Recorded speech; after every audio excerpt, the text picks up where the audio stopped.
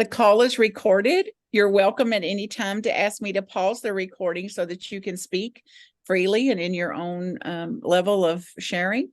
It is recorded so that we can listen to it again, and people that are interested in the class can listen, even though they may not be here tonight, and to post to one of the ministries that I serve up in Michigan.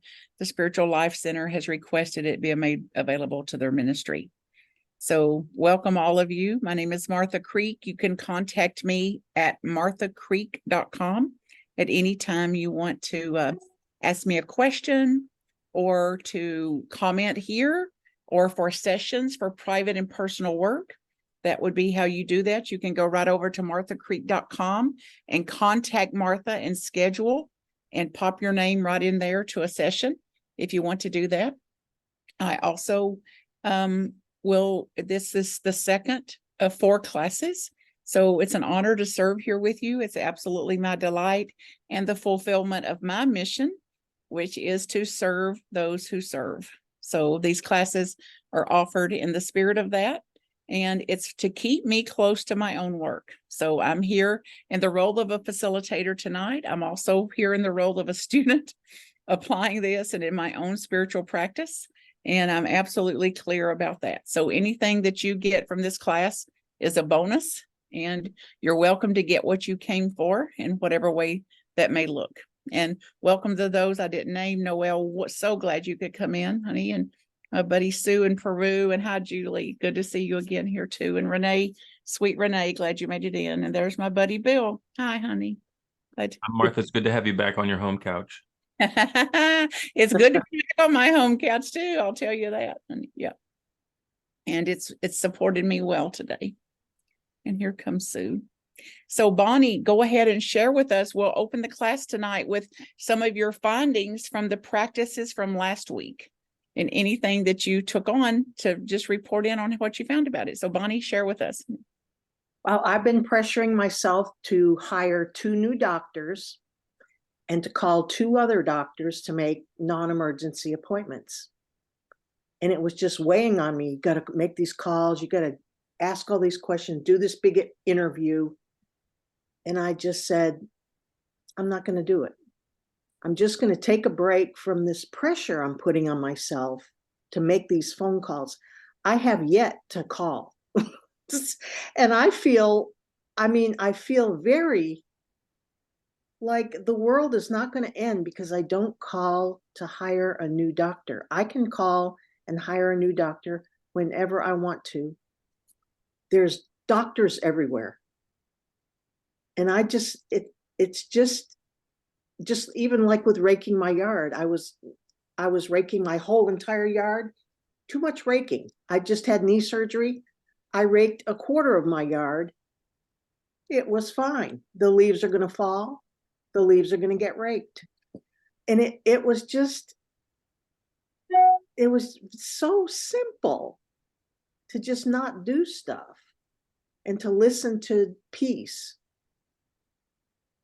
That's one of my favorite things about this, Bonnie, and it's the primary reason I return to this text, because it's for me, it's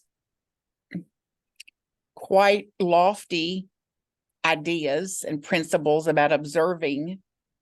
It was also how to practically apply this, how to do this situation to situation, like with a call, like with raking, like with a yard, like with whoever's at my door today. And how many times I catch myself not here in my own life, not here in my own experience, and over there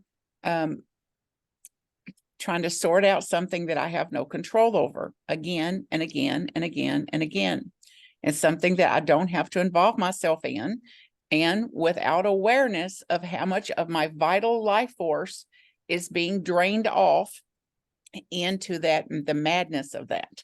Yeah. So bravo to you at any level and anybody else that's been able to do this. And I returned this week to a very solid practice of I don't know. And this was part of my inspiration from last week's class and listening to those practices, things I'll bring forward again tonight, some practices that some of us may try. I also returned to a practice that I had for years and have gotten away from a little bit, which I notice, like I'm pretty steeped in it. And then all of a sudden it's reverting back to talking more than I'm listening. So I went back to literal listening, a practice of literal listening. That means I won't say a word until I hear a question. So it keeps me very present, intentionally listening, because I'm looking for a question, which will be my opening. And the ease of being quiet and the ease of not trying to make an opening where there isn't one. And just how much monologue is going on that I often mistake for dialogue. And how much that is an energy drain for me when I mistake monologue for dialogue. So awaiting for the question. So we'll start the class tonight with that as something, if you want to try it on for this week, as we're practicing in living untethered, less bothered, less encumbered, then you might take that one on to see what listening literally could do for you, your vitality, your presence, and adding some ease to your life. Welcome everybody, Calvin and others that I didn't get to call your name as you was coming in. Anybody else want to share their findings or their direct experience of living untethered since last week? Martha, I have a question about that listening literally. Can I just ask it? Of course. So I guess I noticed a discomfort of just listening. If they don't ask a question and they stop talking, then there's silence. So you sit with the silence. Is that kind of the exercise? Well, that's part of it, honey, that I want to allow those pregnant pauses, and I want to grow myself up around not being as uncomfortable in silence. So it grows me up a bit to bear some of the silence and not to move in quickly to fill the silence, instead of like, let some of this discomfort of the silence burn off. And if I'm at liberty to speak, we're our own authority, so we don't have to take it too far. So when you can't bear the discomfort of the silence, you can speak, or you can wait for them to pick it up again. Most people will. Most people are looking for a listener. And as long as there is one, there won't be much silence. Thank you. So see what your own experience of it is. And I've had a few people that was uncomfortable too. And they went, "Are you going to say anything?" I mean, they've not met a Martha without her mouth moving. So it's kind of be shocking, even disorienting, when they are used to Martha who yep. So they may say, "Are you going to say something?" And I'll say, "Yes. I was waiting, for a pause." And I'm really back into my practice of making sure that I'm doing as much listening as I am speaking. And I was enjoying what you had to say and doing that, if that's true. Bill. Thank you. Mhm. Are you going to say something is a question. So that that's your green flag on that one. I've done that periodically. And some people who I have been spending time with are so interested in just telling their own story that they never ask a question. Yeah. And that can be kind of boring.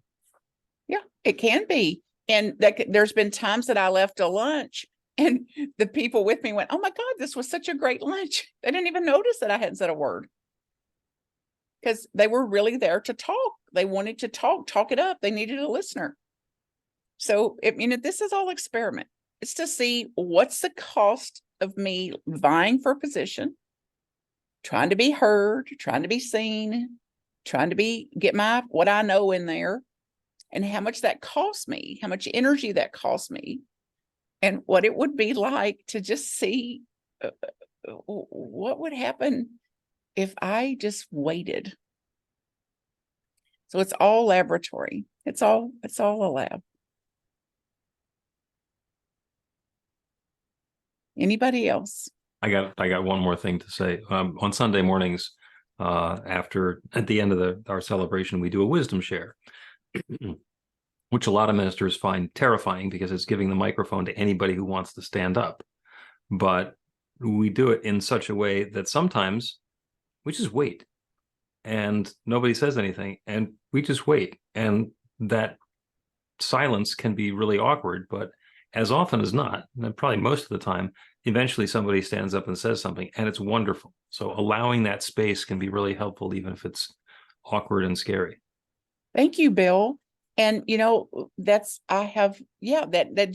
Jim said it first. Like, that's a very Quaker way of being with it, where our meeting here is to hold silence and not to speak until we're moved to speak, which brings a mindfulness to it and some intentionality and hopefully a higher level of consciousness about what we're about to say, instead of this knee-jerk, instinctual, patterned way of blabbing on, blah, blah, blah, blah, blah.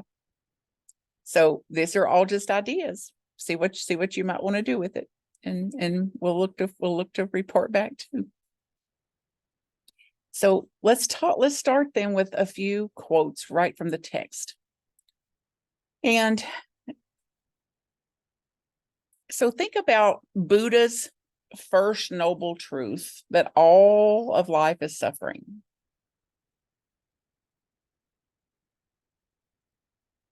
And how does that hit you? And then the second one is, the cause of suffering is desire. In other words, the cause of suffering is preference. Deciding how you want things to be, and then getting upset when they're not that way. So make a list. And we did this a little bit last week. So this has been so powerful for me. I want to stay with it a little bit. Make a list tonight of some of the things that are your preference. So how do you prefer people to be at a meal, for example? You're probably going to be with some of your families. That should be frightening enough for most of you to go into a family Thanksgiving meal. Some of my preferences about that are,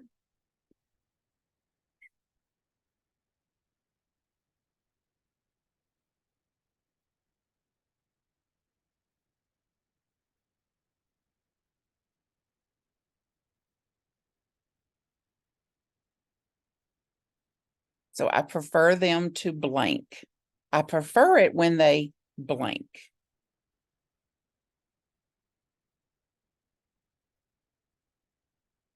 I prefer that they don't blank.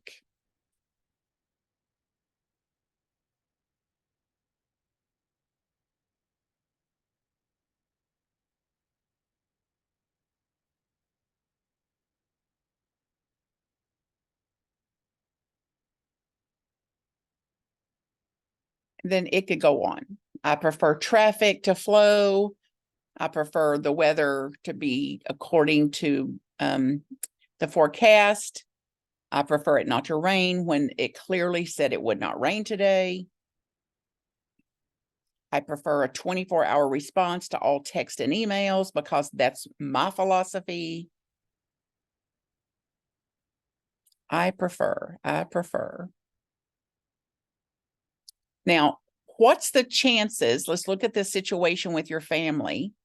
What's the chances that you're going to get your preference with your family?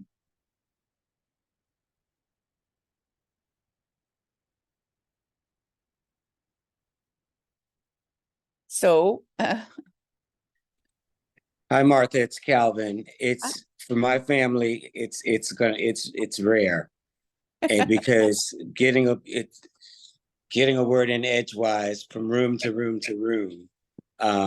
So it'll be a good exercise to practice. Thank It you. will. It will, Cal. Thanks, honey. I'm glad you made it today. And that your answer, Cal, is the same for all of us, honey. We are going into a family that is predictable as the rain, and that we go in sabotaging ourselves, that because I prefer them to be different, I'm going to tell myself a fantasy that they have all had a transformation since the last time we gathered for Thanksgiving. And I'm going to set up a fantasy about how they ought to be and how I prefer they be. And then I'm going to go right back into them being the way they've always been for my entire life to the high degree, and then be disappointed again. Be frustrated, irritated, let down, sad sack, indignant, put out, and say that they did it. So who actually did this? Who caused my misery in this? I did. I did. I agree. Yeah. So this is good news. This is good news. So then we can go into our families or a meeting tomorrow or our email box or whatever it is with a more solid base in reality, which is going to be an upgrade from going in with our preferences. And then going in not only with the preferences, but a false expectation that they're going to be met. The insanity that they're going to be the way we prefer them instead of the way they are. And then according to the text, then the next upgrade after stopping this sabotage to ourselves is to stand in awe of the way they are, which was one of the practices from last week. That instead I can go into this family going, oh, it took 13.8 billion years for them to be this way. It took 13.8 billion years for this moment to unfold exactly like it's unfolding.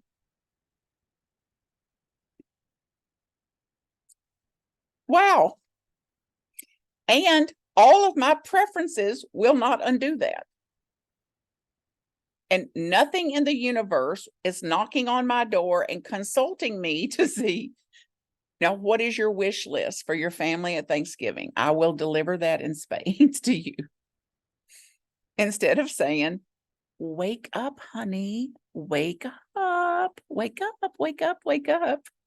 It is time for you to align with life unfolding on life's terms. So then the events are not causing our mental and emotional suffering. I am causing my own mental and emotional suffering about my preferences put on people, events, or whatever the case may be. Instead of watching how it's unfolding exactly as it is in the moment in front of me. So look at your list of preferences and see, what are you afraid would happen if you dropped them? Just as an experiment, like, what's the risk of saying, I'm taking these preferences down for a week until we meet again? What are you afraid would happen? Francis.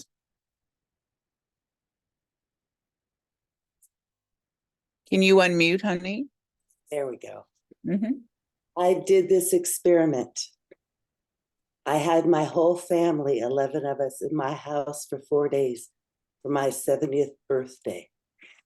And I have the gift of really poor hearing. And so I have learned, I only hear about half of stuff. And I've learned to just assume positive intent.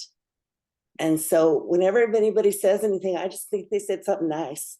And for 4 days, for the first time in our lives, we all got together and it was beautiful. Everyone was kind and they only said nice things. At least that's all I could hear. It was beautiful. This stuff works. It really, really works. It's beautiful to witness, honey. And it's like, what's the chances that Levin's family members was kind for 4 straight days? However, what's the chances that I can see it as kind regardless of what they say or what they do or how many times their eyes roll? Now, there's real potential in that. High potential in that. And particularly if you're seeing it like curious, like a laboratory, like if I I'm going to be different in this situation than I've ever been. Regardless of what happens, I'm going to be different in the situation. I am living less tethered. I'm choosing to live less tethered, less upset, less irritated, and I'm making a choice for something else every doggone time I can. Okay. Next idea here. What is the cost of you? So I ask you to consider and hopefully embody what it would be like if you dropped some of your preferences. What's it going to cost you? Cause in you? What are you going to cause if you don't drop these preferences? What are you putting out into the world? If you continue to hold and dig in and demand these preferences, what are you causing in your own life and causing in the world?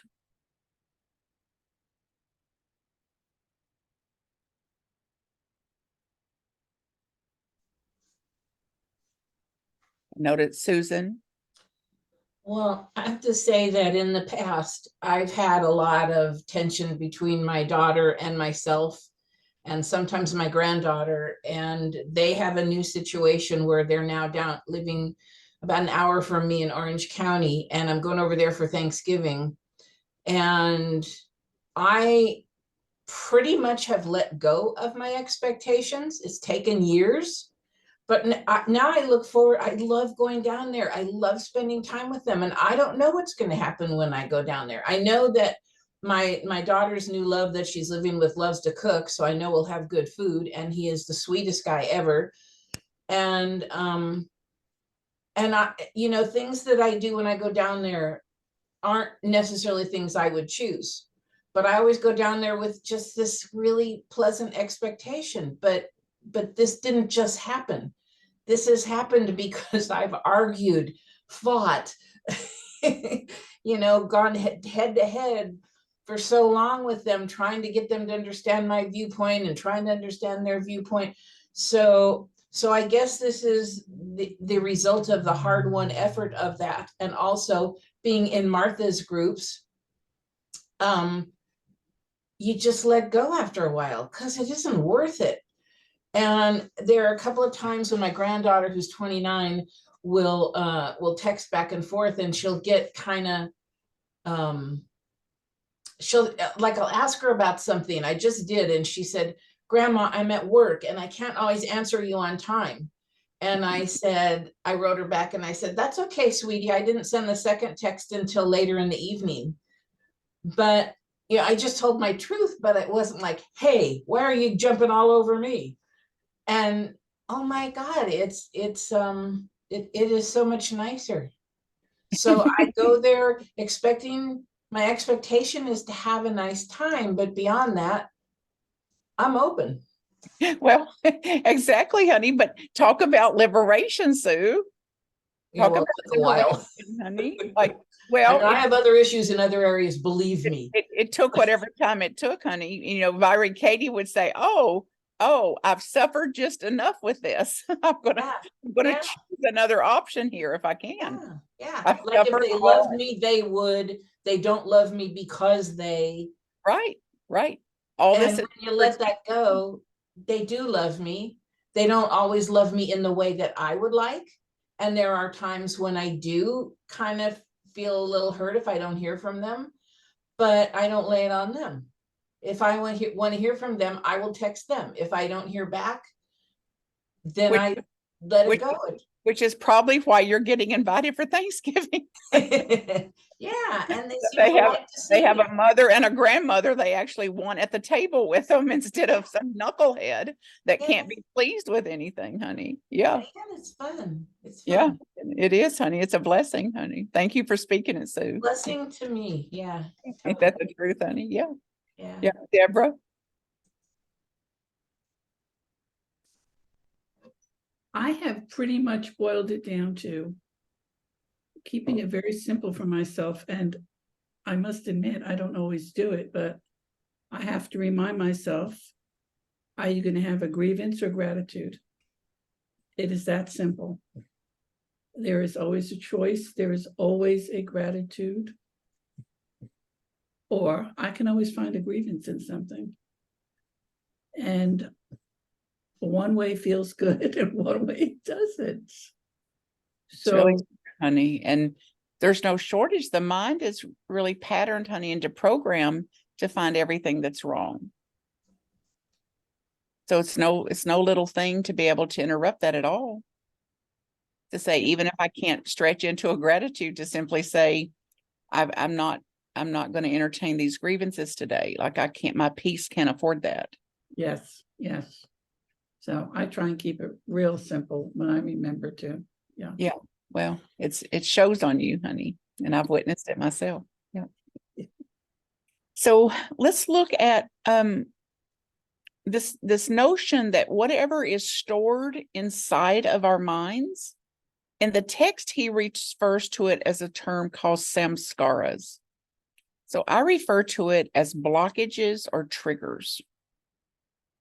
So anything that ever got stored inside our mind because we resisted it, suppressed it, depressed it, disowned it, and more likely with us high righteous spiritual types, denied it or disowned. And in some cases, we've clung to it and wear it like a cloak. All of this energy blocks, is trying to leave us. It's trying to release. So according to this text, it's an energetic reality like Newton's laws of motion. And the energy cannot and will not stay in there unless we continuously assert an opposing force, suppress, depress, disown. And as long as we do that, it's going to keep coming up. So it's like trying to hold a big giant ball underwater. And then wonder why we're exhausted, depressed. So our mothers yelled at us 50 years ago, 60 years ago, 70 for some of us.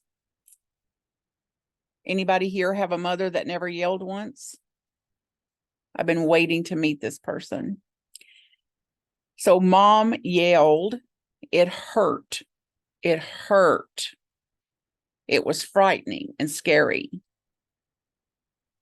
Now, anytime somebody mentions their mother yelling or a tone that sounds like my mother yelling or an attitude that presents similar, smells like my mother, I'm triggered by it. Have you noticed? Like these are trigger points. And then all the visions, the mental processing of that, the emotional overwhelm can come, these deep feelings around this, all because this energy is blocked in us, trying to come up in every second, every millisecond, trying to find a way. So it's like a dammed up river. The blockage is trying to release its pent up energy. It is not comfortable, even though we call it our comfort zone in some cases. And we're having to constantly assert a willpower to attempt to keep it down. So think about how much energy this takes.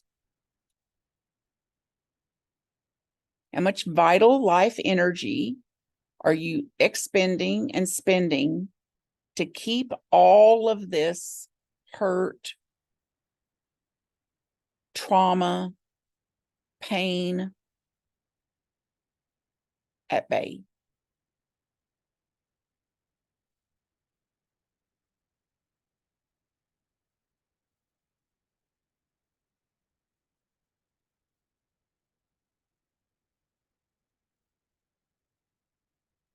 And what might you do with that energy if it wasn't being spent on that? If that energy that's being spent in that way to continue to suppress, depress this willpower to get it under control, keep it under control, if all that energy was available to create, to do something that you actually care about, to do something that made your tail wag,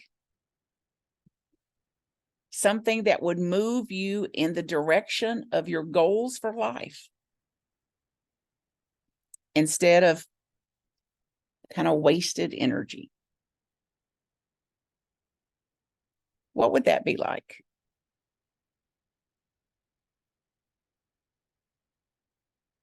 And if you had an extra dose of energy, if you suddenly, from taking these Martha Creek classes, unloaded a bunch of this and said, okay, starting this Thanksgiving November, I'm going to do a few things differently.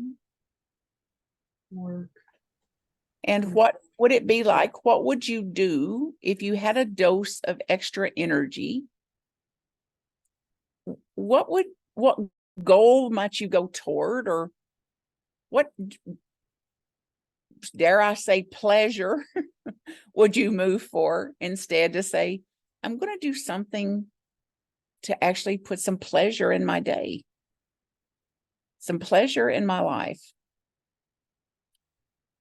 I'm going to do something with this energy. What might it be?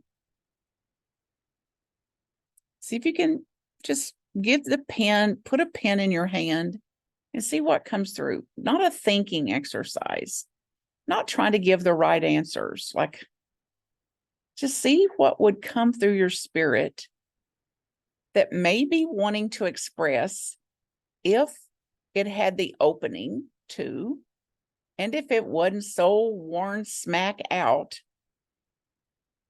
by trying to hold all this hurt in or down. What I might do is blank. Or what I'd like to do is blank.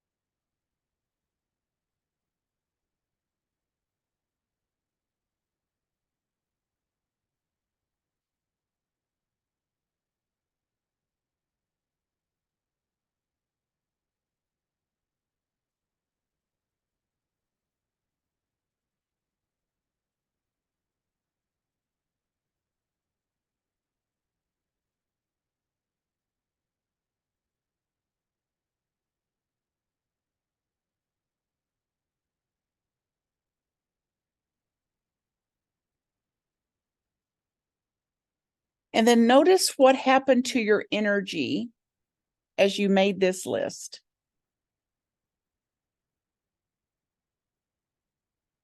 Just maybe one thing, just one thing you may can try this week or commit to this week, that the truth is that would bring me a speck of pleasure to do that. Like I've missed doing that. And something extremely simple. It may be a walk outdoors, or to prune back some plants or something and dare to see what might happen with them in the spring. It could be to write love notes to somebody. Somebody told me today they just sent off, they turned 75 and they decided to send 75 people a handwritten greeting card in the mail to give themselves a gift for their own birthday. And the delight that she had, she said, I just put 75 colorful envelopes in my mailbox. And that was inspired by something she heard last week on the class. So something that'll bring a speck of pleasure to your life. And if you've got something in mind and will, put it over in the chat. Let us see. It might inspire us to do something, or wave your hand if you want to speak it out loud. Like, what would bring me pleasure is, what would be better than spending energy trying to battle this unwinnable battle to keep all this pain and suffering at bay, would be something else. Deborah? I just had my hand up like that, but now that I'm on, I will say I had this very thing happen yesterday, and what it was I was having a panic/anxiety attack, and I had all this energy that needed to come out.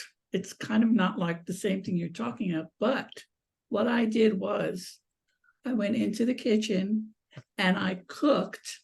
I made my younger sister's favorite things that we used to get back east. There's Sephardic borekas and stuffed with spinach and cheese. I had everything that I needed in the house, and it involved dough and just making something, knowing that she was going to love it, and a surprise. And it was just this, like, calm me down. And so, yeah, I would cook for someone. Definitely. I would make some food for someone and give it away. It's beautiful, honey, to witness.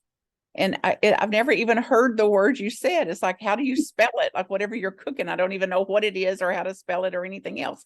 And now the truth of it is, I don't know what it is, how to spell it, and I want one. I will tell you, there's spinach and cheese, basically hand pies. Spinach and feta cheese. And sometimes they have potato in it, and they're hand pies. That explains it, why I would want it. Yeah. It's good. Not to mention why that you made it, honey, with such love too. So Julie says more time with music, to play a piece of music. I was just away at a wedding week for one of my close friends, and my friend Rachel from my being a little girl friend. We've been friends for all these years, 50, 60 years now. And at night we would go to the table, work a jigsaw puzzle, and play old country hymns that we used to sing together in church. And it was medicine to my soul. Medicine to my soul. So music, some kind of music, girlfriend time, taking a walk in a meadow, enjoy space. Bethany wants some of these too, honey. She said it sounds delicious. Sewing, reading, creating. I'm back to sewing also too. And it's like, it's been meditative. It's also like all those stitches have prayers in them. It's like making prayer flags or something. These little things I'm making for people are filled with prayers. Bonnie's going to see the Taylor Swift movie. She's missed going to movies. Frances is doing a care package for her granddaughter in college. Andrea, and I know this because I get them, she sends texts to everyone in her phone that is some kind of inspirational, uplifting message. For her sake, she does that. Lisa to spend time wandering around secondhand or recycle stores to see what's in there. Treasures to play in the garden. And Jim's going to practice and play on his guitar. That's wonderful. Going to the church women's tea on Saturday. All of these are going to change the doggone world. Now we claim we want to change the world. And like, how are we changing the world if we keep doing what we've always done and keep staying at war with all of these hurts and suffering that's inside us versus this? And Cal's going to get his bike out and start riding his bike again. So all of these is the greatest thing we can do if we believe in our teachings. What we do is causative. What we do puts something in motion and creates more of it. So it's either more violence, more self-hate, more recrimination, more suffering, or more tail wagging something, just like these. So inspiring to even think about it. So if, and I'm not asking you to believe this, this is a consideration. If we believe what some of us claim to believe, that this kind of work is the highest way to work with our inner energy, that this is the way to move in and into and toward a Christed consciousness,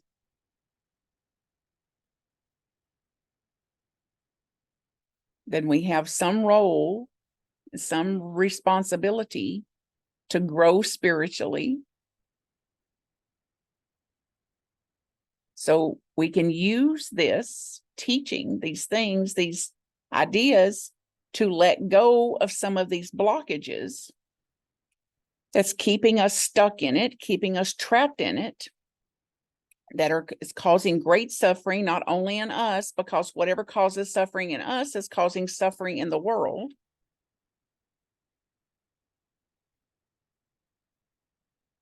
And dropping these preferences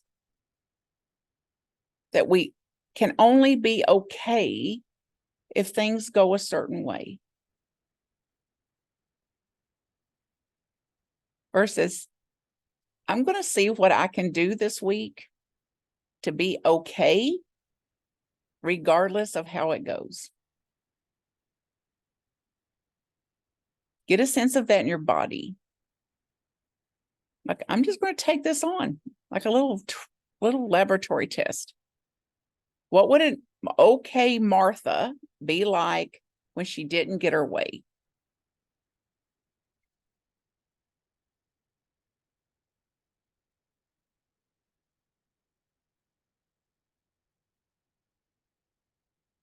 And then maybe the final practice or another practice for the week would look to see, what are you using for distractions? When you're uncomfortable, when the suffering is present, anxiety, fear, and no shame about this, please, please. Haven't you had enough shame and guilt to last you the rest of your life? So no shame, no guilt, but observation to see what happened when I got uncomfortable? What did I reach for? What did I go toward? And whatever those distractions are, to see, are they causing more turmoil for me? As a lady reported today, I got so upset and so afraid and so frustrated. And I went to play computer games and I could hear your voice saying, well, set a timer for 15 minutes. So instead of playing my computer game for 15 minutes to see if it would restore me, I played computer games for bumping up to about 8 hours. So who knows how long it'll take?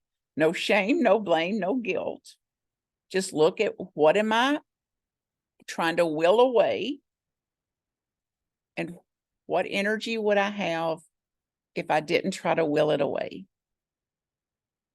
if I let it be as it is, and let it be okay, and let me be okay as it is.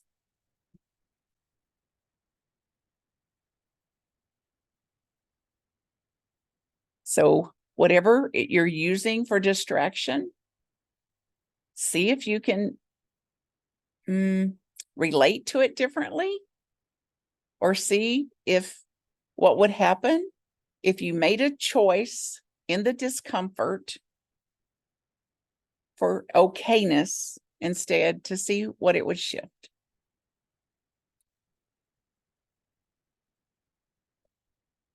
And see if you can think of some person you know that kind of lives like this. Think about somebody you've known in your life who didn't get ruffled about much. Like, it was even shocking. Like, are they on dope or something? Like, how do they do that? So think about somebody that has got some capacity for a strange level of calmness. And then make a list of their characteristics, regardless of who it is, something that you noticed about them. Like, they struck me as blank. Like, I admired them because they were calmer in a situation, or their thinking was clearer, or I've not ever witnessed them in like an emotional overwhelm. So what would be the characteristics of people like this, persons like this?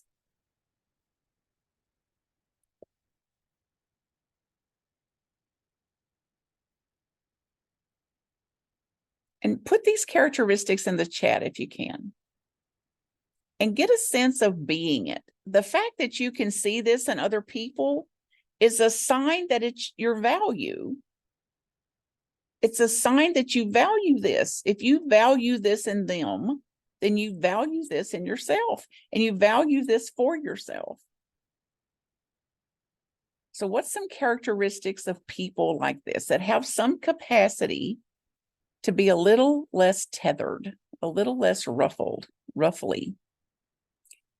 Yes, Jim, they didn't take things personally. Like, they could see that this is, even though it may feel personal, this is not actually personal to me. This is their own consciousness being expressed. This is them in their own triggered state. Bonnie said they had more humor. They had more levity. They were even more playful. That's a sign that we're in a higher part of our brain. The fact that we can have a little humor, which is why most people had rather be with their pets than people, because the pets are more enlightened. From a person that's in a regress state that only would have lizard snake kind of behavior. They pause before they speak. They actually speak more thoughtfully, calmly.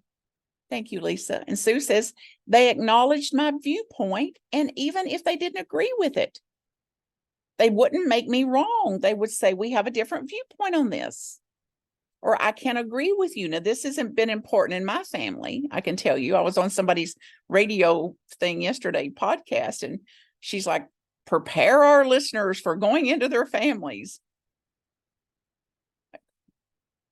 Pray and do some of this, like to simply say, I have to say, I am willing to have a conversation about this, and I'm a little cautious about where it may end up, because we already know that we have very different stances on this. So if we can have a conversation knowing how different our stance is, let's enter with some caution. And we may say, can we just set this aside based on our differences? Teresa says they're calmer. They speak in a lower tone. They're also not in such a hurry. It's clear that they are in more of an observer state. Shaw says they don't try to fix people. They're better listeners. They give more freely, and they give without much expectation or with less expectation. Andrea says, whenever he was talking, that it was like it was the center of his world. So they're present to whoever's across from them. They're warm and open. So do this list between now and next Tuesday. Dial up some humor, bring in any playfulness you can. Do your darndest not to take things personally. Put a pause in before you speak, or wait for the question, whatever you're going to do about that. And see if you I'm going to get calmer. I'm going to calm myself down before I say anything. I've got to calm myself down before I fire off that email. For my sake and for the sake of the world. Bill says they're freer of drama. And they would seldom start a story with, "Oh my God, you'll never believe." And they don't have tendencies for awfulizing. They'll have tendencies for normalizing instead of awfulizing.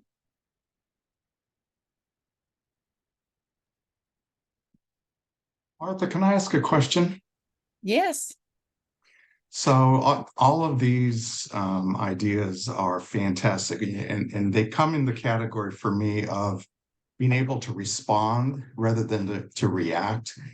That's the category I place these in.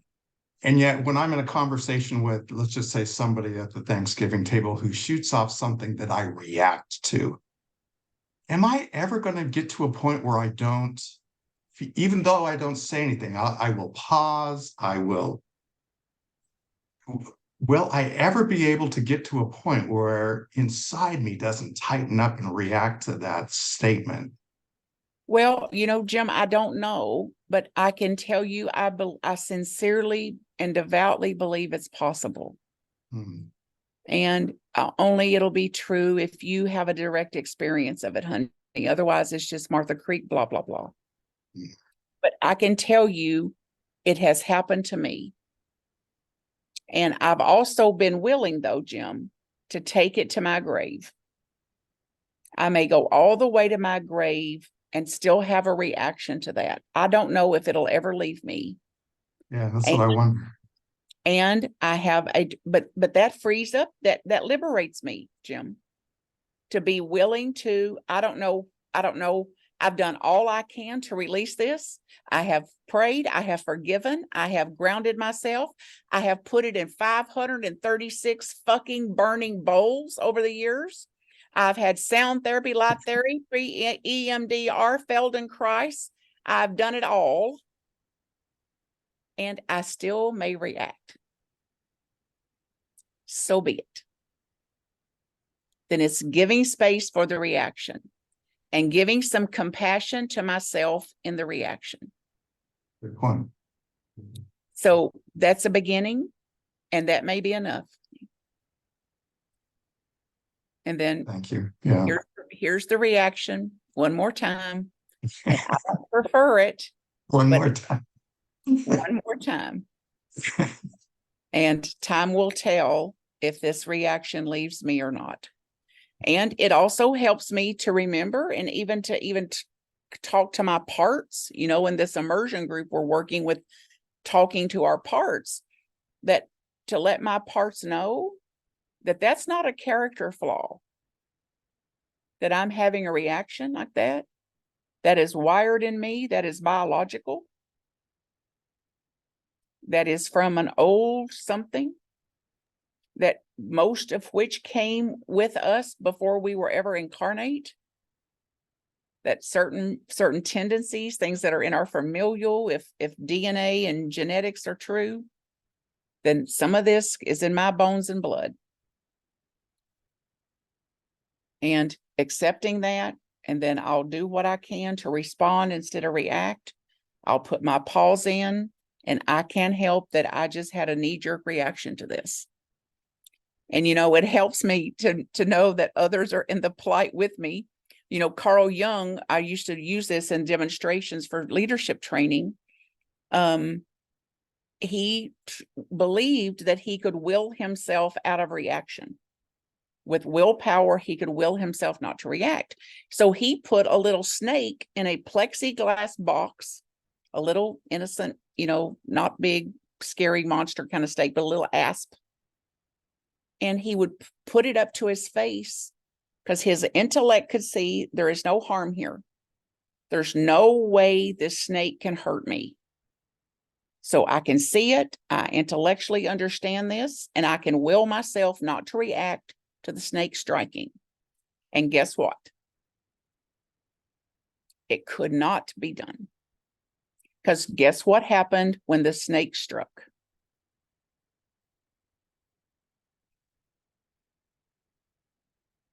So I have a reaction. So be it.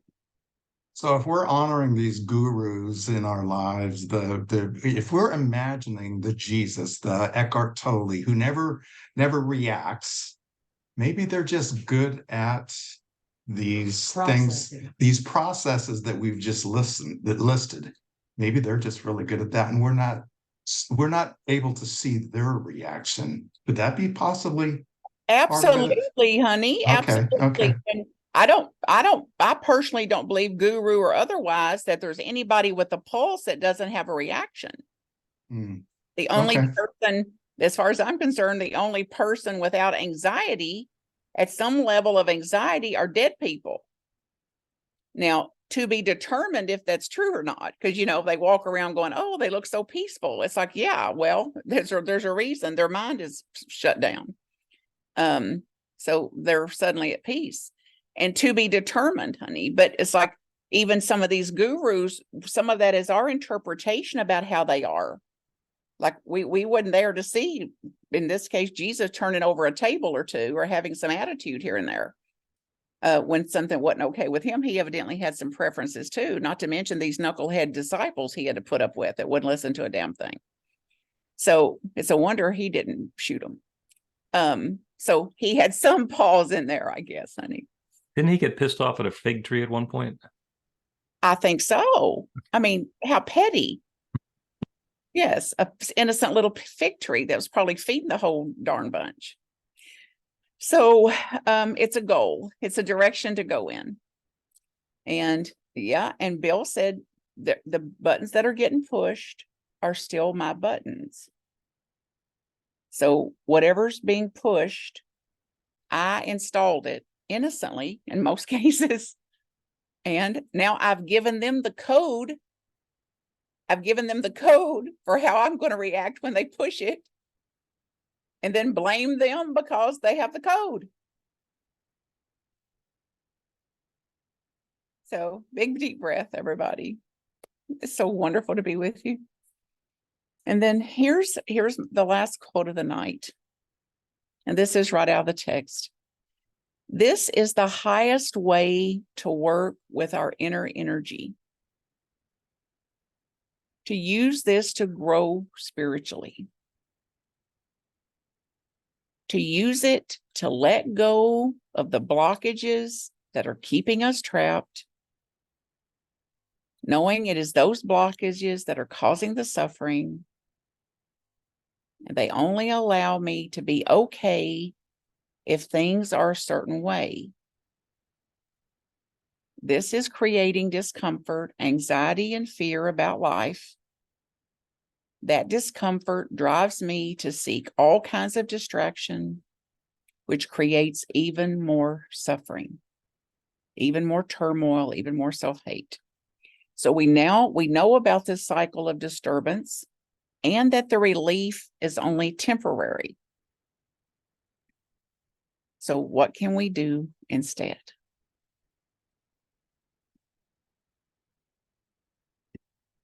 And so think about who you would be with less blockages, less hurts, less traumas. And that the energy that we have is flowing more freely. And that getting our personal needs met are no longer our motivation. But our actions are the expression of love, an expression of gratitude for life. And what it would be like if our life actually becomes an act of service. If your life became an act of service instead of a willful, demanding, gotta have it my way, something that we call life.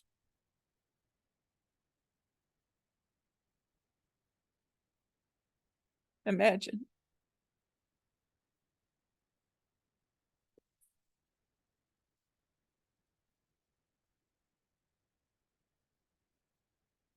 Okay. I wish just here with me would have a pajama party. Till next time. Living untethered. All love to you. Some of you have sent payment, by the way. Thank you for that. This is all on a donation basis. You're welcome to send it. You're welcome to do whatever's honest for you about that. And you do that by going to marthacreek.com, and you can send it through credit cards, PayPals, checks, Venmos, Zelles, and Hells, and Bells, and any other thing that, any other format that you know of. Postage stamps, whatever. All right. See you next week. Thank you, Martha. Love you. Thank you, Martha. Good you all. night. Thank you for Thank- being. Thank you, Martha. Martha. Thank you for everything, honey. Well, glad you made it, honey. Bye, everybody. Yes. Thank you, Martha. Thank you, Martha. Good night. You're welcome. Good night, honey.